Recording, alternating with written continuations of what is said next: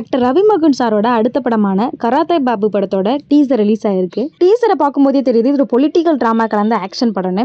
இந்த படத்தோட டைரக்டர் கனிஷ்கே பாபு.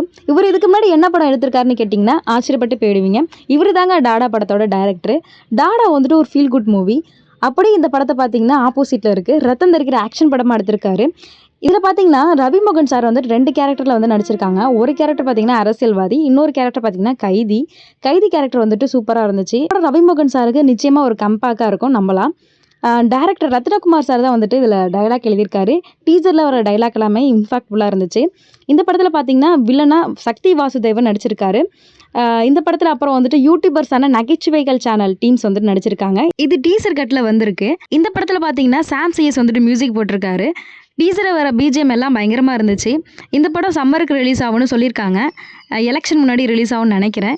ஏற்கனவே ஒரு பொலிட்டிக்கல் ட்ராமா படம் வேறு இன்னும் ரிலீஸ் ஆகாமல் இருக்குது. அதை வேற ஞாபகப்படுத்திட்டீங்க. நெஞ்சமெல்லாம் பொண்ணா இருக்கு தம்பி, மறக்க முடியல. சொல்லுங்க.